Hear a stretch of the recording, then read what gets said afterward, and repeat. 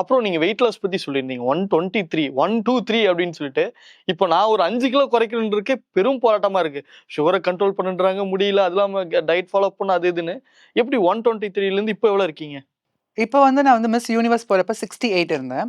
இப்போ வந்து நான் 72, 73 இருக்கேன். பாதிக்கு பாதி. அதுக்கு மேலே கம்மி பண்ணி நம்பவே மாட்டாங்கங்க. பிகாஸ் நான் இப்போ வந்து நீங்க வந்து நிறைய பேர் இப்போ வந்து சொல்றாங்க அந்த அந்த கேஸ்ட்ரிக் குடல் சர்ஜரி அது இதெல்லாம். I am not a surgery person, liposuction பண்ணாத பர்சன். ஐ ஒர்க் அவுட் பண்ணேன்.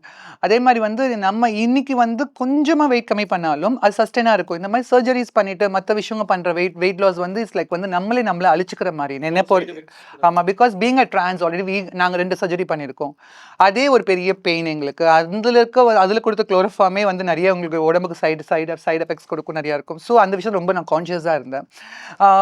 123 வந்து நான் வந்து உடனே கம்மி பண்ணல. நான் மாதம் 2 கிலோ, மாதம் 3 கிலோ, லைக் கொஞ்சம் கொஞ்சமாக கம்மி பண்ணிட்டு ஒரு வருஷத்தில் ஒரு 10 கிலோ கம்மி பண்ணேன். அது பார்த்து எனக்கு பிடிச்சி போய் உடம்பு அது மோட்டிவேட் ஆகி ஒரு 3 months ஒன்ஸ் 5 kg அப்படி கம்மி பண்ணி தான் இவ்வளோ தூரம் கொண்டு வந்தேன்.